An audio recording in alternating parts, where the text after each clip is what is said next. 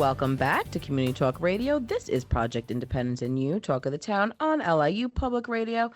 Otto, we're going to talk about what's going on in life. This is my favorite segment of the day where, Otto springs a topic on us and we just go off on a tangent, which I feel like is our best work. In line with what we did on the earlier segment, which some people might not be hearing, we talked about meaningful and purpose in life. And the last time we did this, we talked about hobbies and pastimes. And I think there's a lot more to talk about as far as hobbies and pastimes go. Okay. I like it. Some of it may be redundant because we won't remember what we talked about on we didn't write it down. So that was it. We didn't write it down. So all bets are off on that one. But you know what? Sometimes it's good to, be redundant because then you're really just pastimes, all right? You can play by yourself. You can play solitaire. Or a lot of other games on the phone.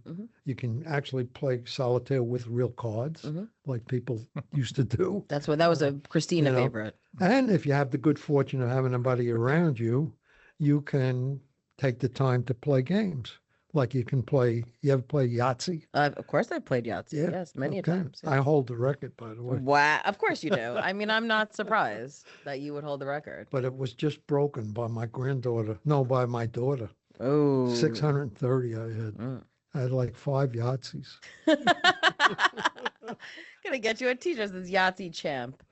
No, but I do think, in a Project Independence, we, we said, like, there's so many programs now because people are looking to do kind of things like that, and to have some fun and, and it's things that you take for granted, when you're younger, because as there's people around, it's easier to play these things, it goes back into our first hour of stuff. And I think, as you get older, you don't have that, crew readily available to, just pick up and play a game. So it is fun to go to these different locations. Well, like the last time, I do remember that we talked, and you're the arts and crafts lady. I am an arts and crafts lady. I like that. I like that hobby title. And your pastime. Yes. And probably I could visualize you when you get older.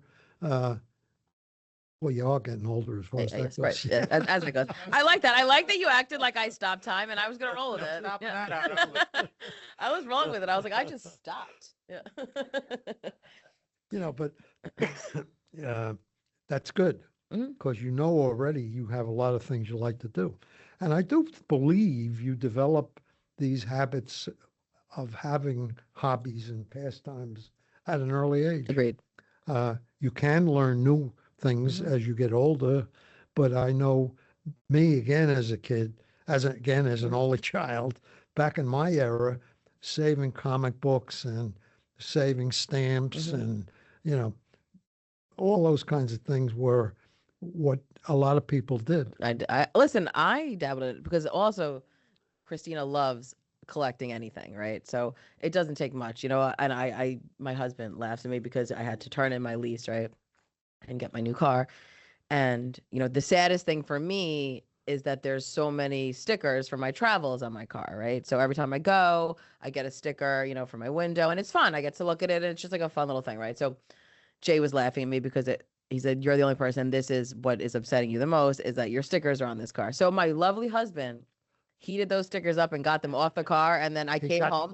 He got them off the car. Jay could have a side business with this, and then he had them like all on like the door, so I could peel them right off and put them in like on a piece of paper. So that was dedication. Do you have a garage?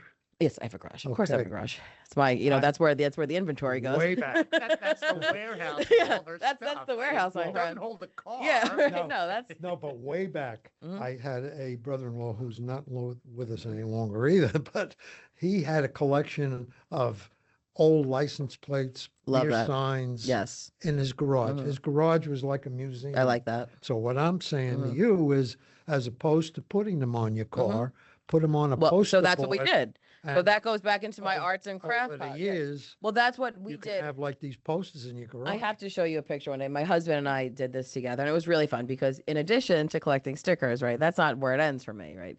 I've also, this has been me forever, right? I love a gift shop. I'm in the gift shop before I do the activity. Those are the ones I try to avoid. I love it, right? I love, and I collect patches. I collect postcards ever since I was little. Collect it all, right? So I said, I collect all these things, but like, where am I going to display it, right? So in the garage. what we did though, we put it in our bedroom. We got a big frame, Jay and I had pulled together all like the little loose, whether it was stickers or some kind of keepsake things. And I said like we sat down together one night and we said like let's create like an art piece in the bedroom.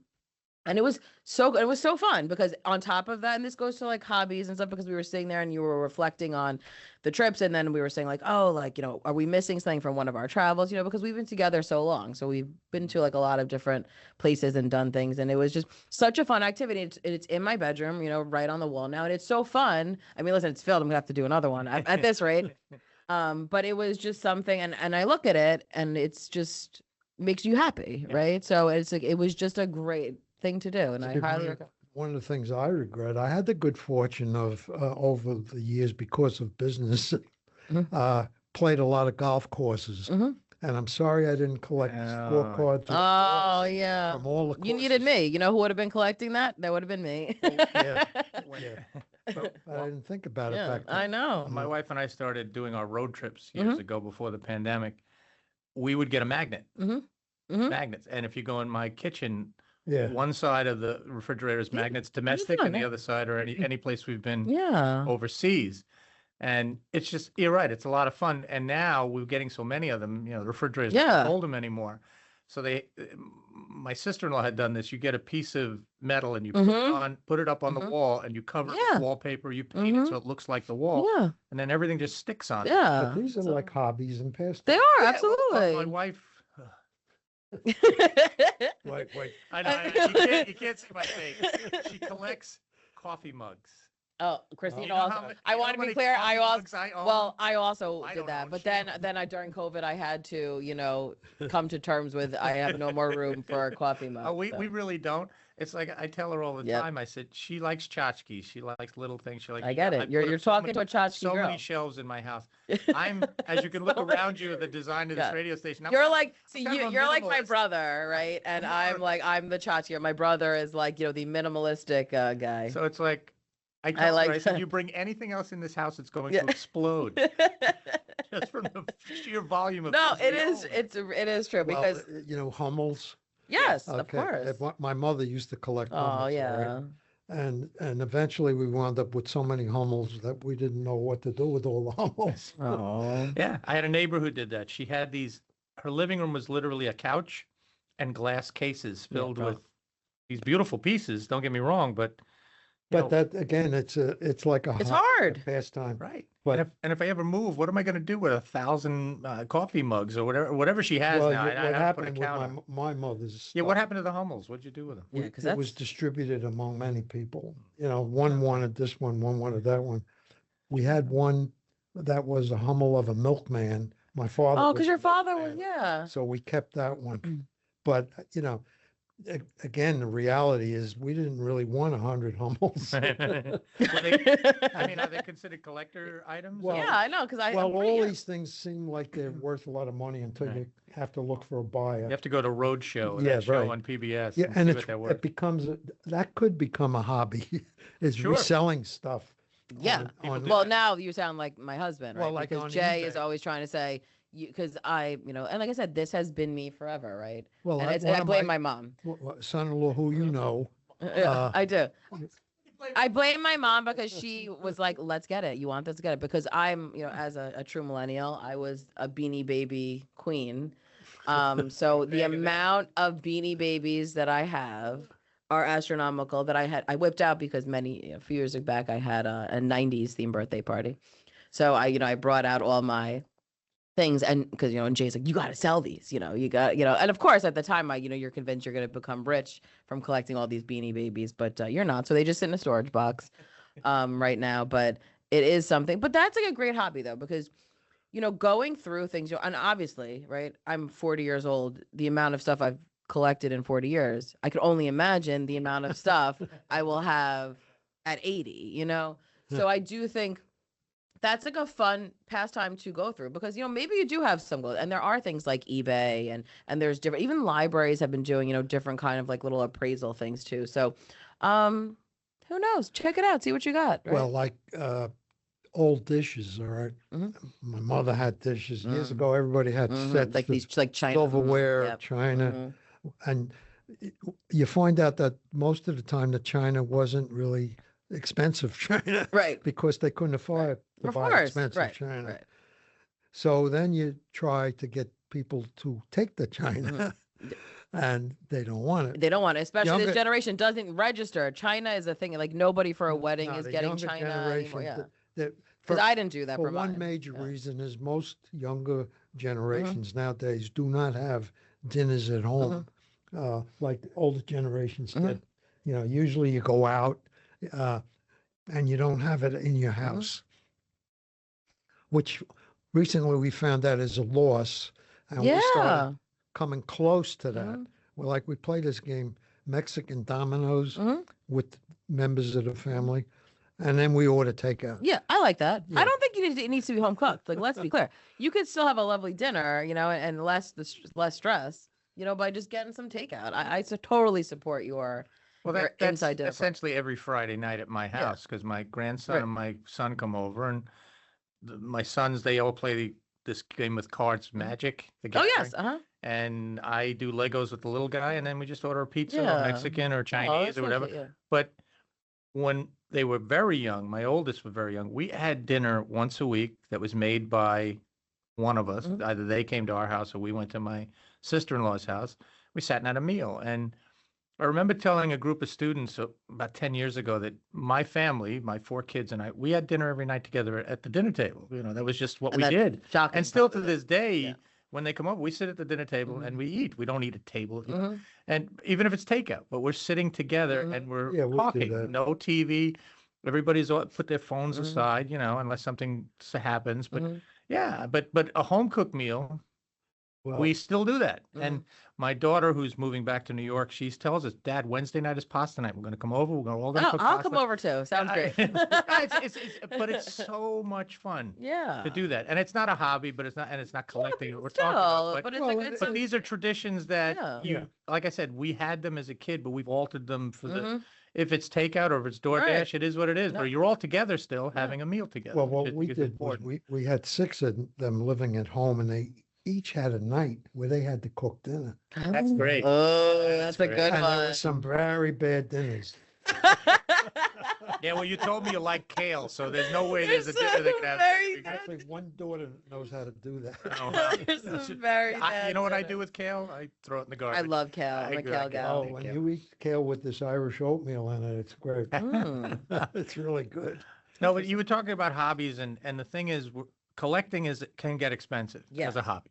My sons collect comic books. They collect the collectibles. They actually are in that world now where they've got printers, 3D printers, they're making things, and that can get really pricey. Yes. That can become real expensive. But it's for, for a lot of people who don't have money, it's just getting out. In other words, for $60, I think a year you can join the Long Island the Nassau County Museum, and they have great events there that you can go to and just you'll meet people and you'll get out of the house. Yeah. I used You to know, I be a think that's real train important. guy as a kid.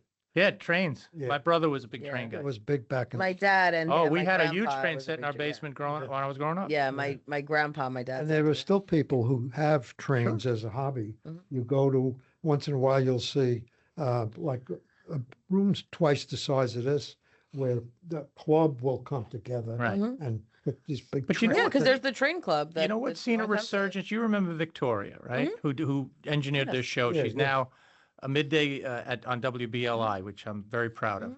Yeah. She crochets and she knits Yes. and she does She and don't. she shows she it kind online. of has like a little blankets of love thing because she we're- does a yeah, lot of and donating. we're finding a lot of younger people Yeah. are picking up so many of my friends. those old. Yes. Well, I don't want to call them old. Nostalgic. We'll call Yeah, it a they're nostalgic nostalgic hobby. Yes. Hobbies, and it might not be a It's so lot of true. people, but enough It's- of them it's that a you lot. can tell. Because they're doing. my little Because that's not another Wilmore. terrific one. My She's- mother knitted yeah. till the day her fingers. They are moving. because as someone who spends a lot of time in Michael's craft store, um, And men actually doing it as well. but there are so many. And my Yeah. my friend's 18-year-old daughter is like incredible at crocheting, and she'll make and it's really cool that it's like a new. Okay. She made it my dog. Confession. Mhm. When I was a teenager, I could not admit to any of my friends, but Did you? I would sit with my mother and do needlepoint. Oh, I love that, Dan. That's so cute. Needlepoint used to be a big. Yep, Needlepoint, that was a it big huge. thing. Well, in the 70s and Yep. in the 70s, it was huge.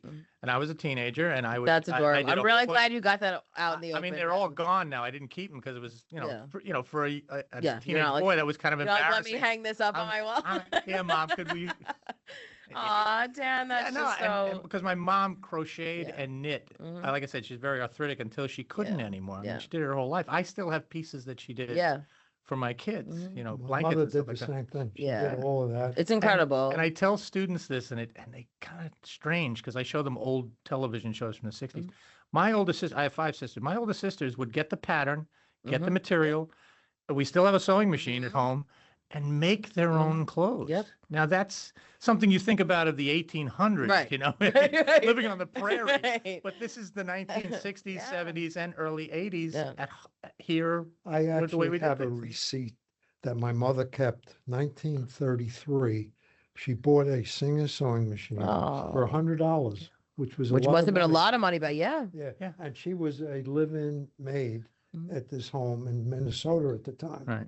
And she bought this thing. It would have been like buying a computer. today. Yeah, right. Well, the weird thing is, about 20 years ago, I said to my wife, I said, "Do we have a sewing machine?"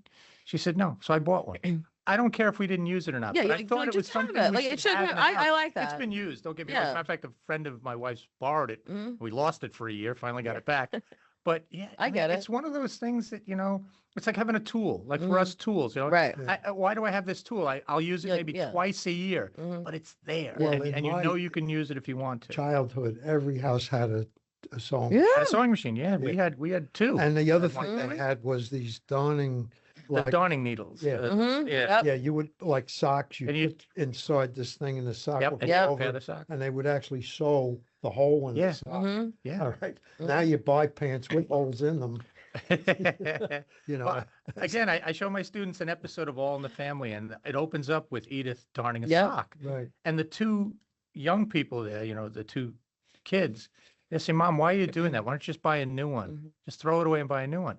And of course, Archie loses his mind, Mhm. saying, "It's a waste of money. Yeah. It's a waste of money." But that's what we've become, unfortunately. It's kind of a disposable society I where if know. something gets a hole in it, I know. just throw it away. Like my wife got a tear in this really lovely jacket that she got, right? So what did she get? She got a patch. And Mhm. she put it back together Yeah. because she loves the jacket, Well, I that's don't know if- a hobby, Mhm. is repairing things. repairing things. Mhm. Some people are good at it Mhm. and some aren't. Like, Yeah. But these are all skills we learned at Mhm. because of our generation still had that Mhm. happening in our homes Yeah. as we grew up. Yeah, it's But true. it's really nice. It's- Like I said, Victoria, she has that website. Yes. She's on Instagram showing off all the stuff that she's oh, she crocheted. does it on a website? Yeah. Well, she not a On website. She on Instagram, yeah, she'll Instagram. go, She yeah. puts up the pieces that she works on, and Oh, But it really has a humongous resurgence. I know so many great. super young people that are doing that now. it's great. well, And I just think it's awesome. I think there's a hope that you get away a little bit from the digital world. Yes. Right. Well, that's Um, exactly. But I think that that's starting to happen to a certain extent. Like, it's slow, but I've witnessed it, that a lot of people that are, in the younger, Gen X generation are kind of going more towards like these things that, are stepping back from, they're better probably a lot of times at saying like, I'm taking a break from this, There's right? been a resurgence of what we call makers Yes. who make things, Mhm. which I think is great. But I have a question. I know Otto will remember this. I don't know if you Okay. the button jar, or we had this. Yeah. We had this. Let's be clear. I still have a bunch. Yeah, we still have one, right? Let's be clear. It's like With- it's in my spare room, and with- that's my button jar. In a family of, we totaled 11.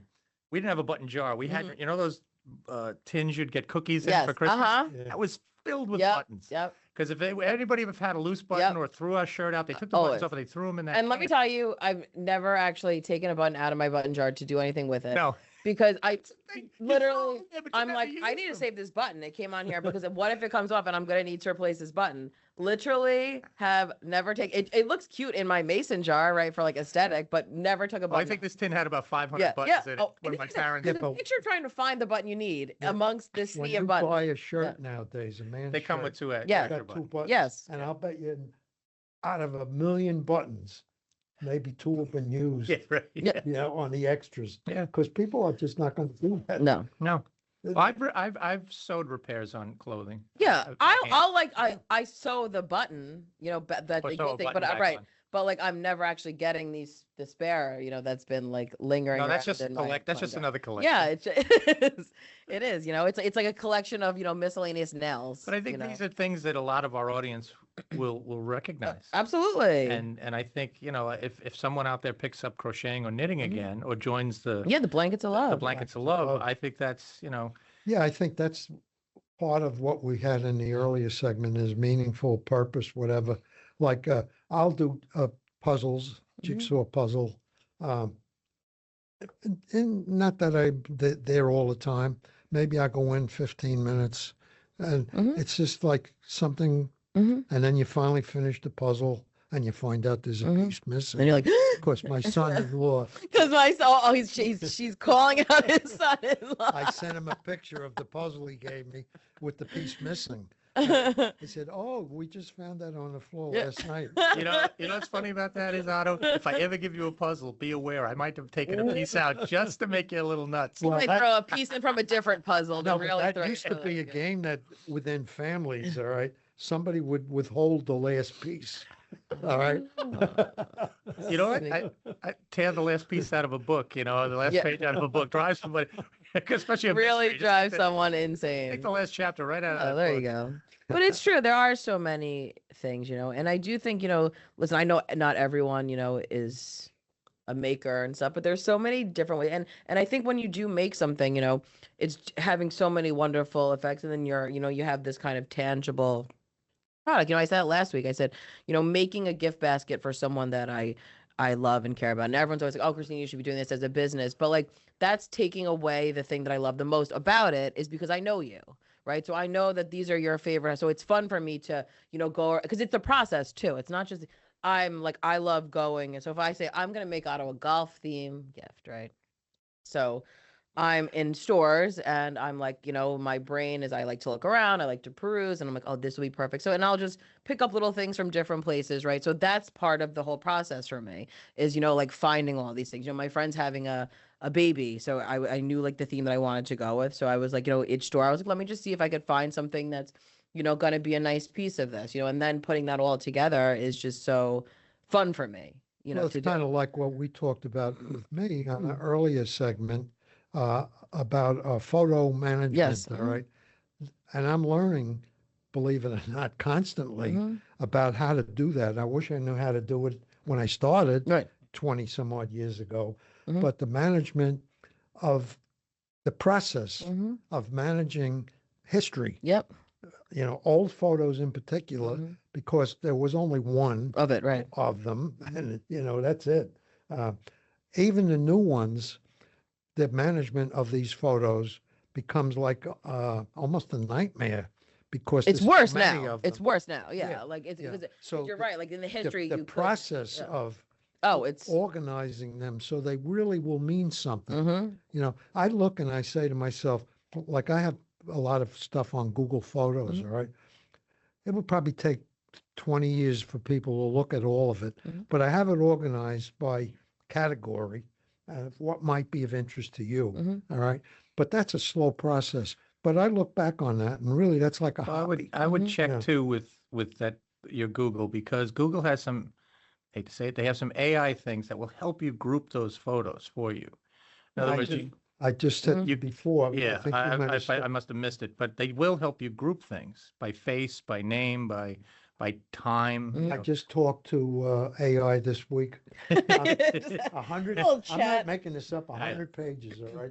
I started with the whole process of what I was doing, and I said, "Give me some ideas."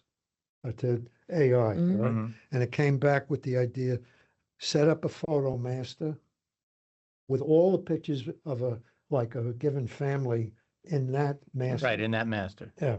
And then you work off of that master and copy into category folders. Right. All right. So you always have one clean set of everything. And when you're doing the master, that's when you do what you're talking about. You clean up the duplicates. You sort them by size. Right. Because most of them are like fingerprints. Yeah. The size is going to be, this is like 5 or 6 of the same one. Right. and you can clean it out. For me, it's about chronology. Yeah, But with digital photos, it's stamped with when you took it. But when you digitize old photos, right. you got to go and you got to look at every one of and them. even with the digital photos, all right, a lot of it is about when you put the When you photo input it in, I in, know, not when you I took know. the picture. Oh my God, I know. So Please, when I went through that with yes, AI, because they said, that's a "You're rough one." absolutely correct. Yeah. And then I'm synced in with Family Tree Maker, so I had to be, okay, what am I doing with this? Right. Will it impact that? Will it impact Ancestry? Right. All right. And I learned a hell of a lot about. No, but the it just whole shows you, system. right? Like, because that's something that you're But that's interested in. that's a right. hobby. Yeah, That- it is a hobby. That's absolutely a hobby. yeah. Absolutely. And you know what? It's such a rewarding hobby because I know, like, luckily when I've mentioned in the past, when I digitized my grandfather, who was a photographer's, his slides, I had put them in different categories on the computer, mostly for him because he, on a given day, he'd be like, I need you to make me a CD of, when I was taking pictures in Greece, and it would just be like, he'd think it could, and I wanted to make that happen for him, right? So, and then now it's so great because I'm like the record keeper, right? I'm the you. And everyone will be like, Kristina, do you know where we could find this picture? So having it, and I wish it was even more organized. It's a little general. You can keep going. I will. No, but it's something that, and I It's have time consuming. It's so time consuming. But what I learned this week about, now I have a whole checklist of a photo system, starting with the master. Oh, I love it. You have a process that will whittle it down for you. Yeah. And the guy said, well, that's important. The guy, AI said, he's like, my friend. My buddy AI. The guy. Anthony, you AI. now have a system that's like a professional genealogist. And you were like, thank you. I'm glad you recognized Well, this. one of the biggest things is to the subfolders, like the category folders. Yep. What do you want them to be? Yep. Right. How do you want to organize this whole thing? I get it. So it means something Yeah. to you, and then Yeah. someday to For me, it's somebody always else. been chronology and location. Like you go on a Disney trip, and one year you Yeah. go on a Disney trip, and another year they're two separate Yes. albums. Right. They're two So separate when they tell you experiences. number it, the name of it should be, and I learned how to batch name. Oh, there you go. right. This guy. Batch processing. guy. Batch process Oh, every like, day. 2023 So much fun. Disney World, and then Yeah. 01 or whatever. Yeah. And it'll number out your But you pictures. put the year in front for some events. Yeah, so you can just do it. Yes, and then you it's can fine. sort all It's your much pictures. easier to sort if you always put the year in front. Right. I do And- that when we And archive the year material you here. think the picture was taken, Yeah. not the year that it tells you, Right. because it's a myth in a lot of Yeah, cases. I totally get it. Well, the technology's gotten better. Like if I take a picture with my iPhone now, it is time stamped with the time, the date, and oftentimes the latitude and longitude of where I took the picture. Well, I got an app on here now called Photo Scan, and you can scan photos and albums. Oh yes, I wrote that down last week when you Yeah. shared that actually. Yeah, So and it gives you the ability right away to it says change the borders, so you can change it, and then well, sounds great. And that, Otto, we are at the end. I want to thank everyone for listening to Project Independence and You, Talk of the Town. I'd like to thank Otto for another great show, another great topic. Project Independence and You is a production of Long Island University Public Radio. A special thank you to Dan Cox. Join us again next Friday at 10 a.m. on LIU Public Radio. Goodbye and have a great weekend.